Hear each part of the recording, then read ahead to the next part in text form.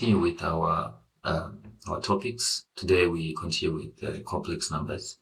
So when it comes to complex numbers, I feel that the most important thing is to understand the shape or the form of the real numbers.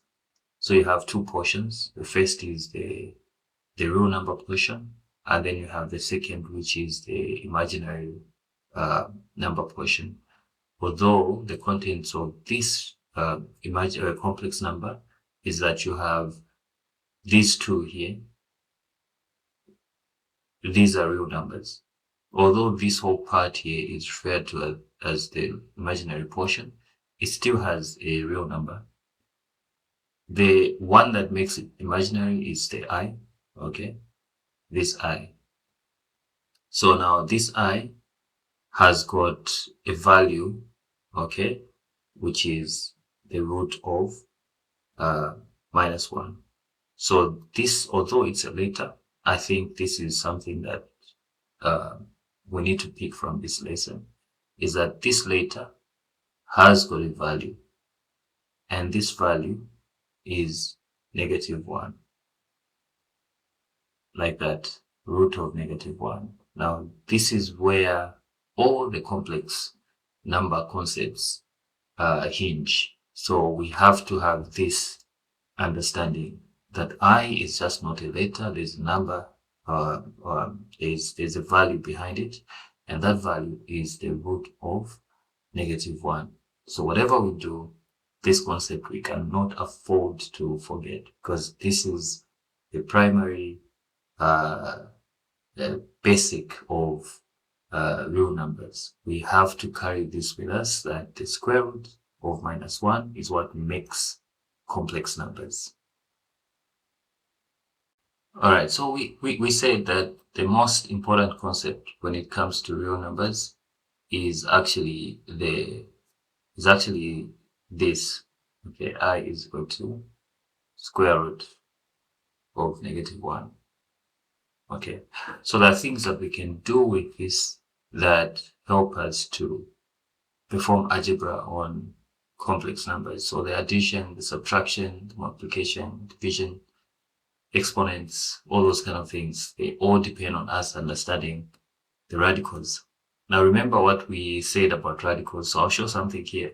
We said that this, okay, if it's like this, right?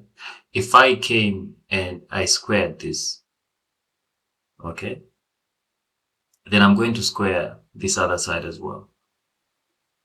I think this we can remember, right? Now, if I'm squaring this, it means that I can actually go on and say that my -1, because we can't find the square root of -1, so that is stuck, right? So this, the square root is the same as saying half there. Okay, we also looked at concepts of distribution of exponents. I think that you can remember. So we can distribute this into the square brackets there. So this becomes 1, like that. And then we have half here times 2, right? So I can cancel these 2. And then it means that I squared is equal to -1. Okay, so this is another of our most crucial concepts.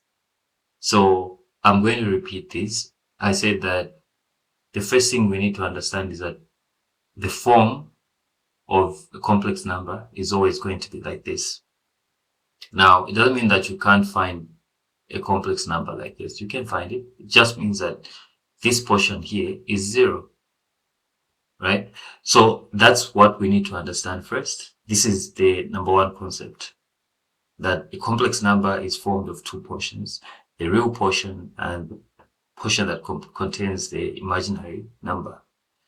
And then the second concept that we need to remember is that this I now that creates our imaginary portion is actually this form, right? And then the third concept that we need to remember is that if I squared my I, right, I'm going to get -1. Now, these three statements here, that one, and this one, they actually make up everything you ever do with complex numbers. They may look very complex, but all your algebra that you ever do with complex numbers has this same concept. Okay, so let's see what we can do with the i's. Okay, so we said that the value of I is that, okay, root of -1 or square root of -1. Now, what does this mean? So what is I squared? I squared is going to be, we found out that it was 1. Okay, so what will be I3? I3 therefore becomes I2 times I. So I2 we said is -1, and then that will be I. So this is going to be minus I. Okay. What is I4? I4 is I2. In our initial videos, we had looked at exponents and how to simplify or split them. So this is what we're going back to.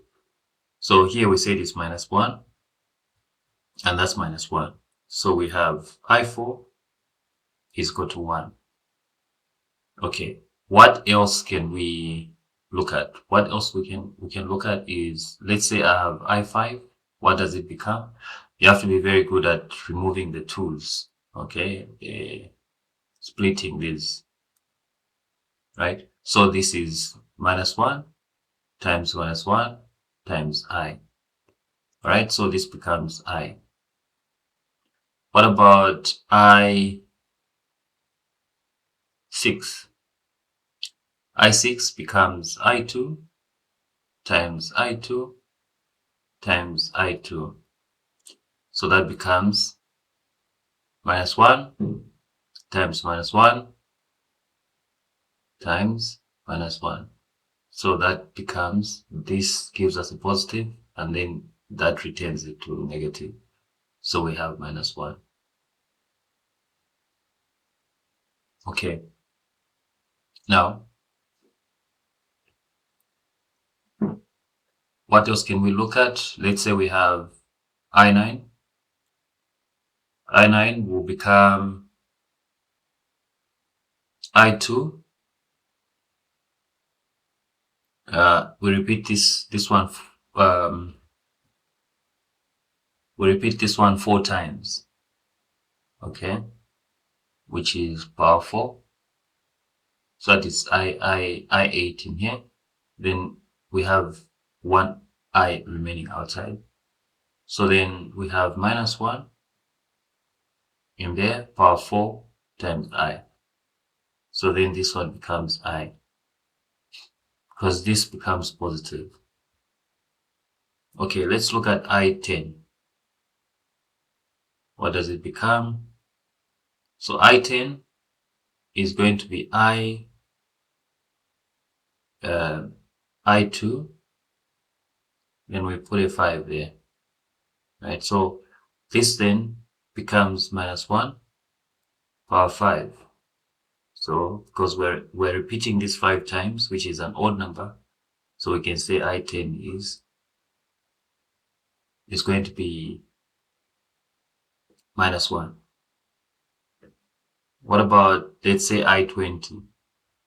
I20, we will do I2, and then we'll do a 10 there. So what does this become? This becomes -1 power 10. So that becomes what? It becomes 1. Okay. So you just need to practice this quite a bit, and then you will be able to see the structures to say that, okay, I'm going to repeat an odd number of times, so my answer will be negative. I'll repeat a negative an even number of times, so it will become positive. Or I'll repeat, like in this situation here, which was here. Okay, I'll repeat the negative a number of times, but then I'll have an excess of an I, so that will remain. So you just need to be able to see these patterns, and then you'll become excellent at it. Okay, all the best.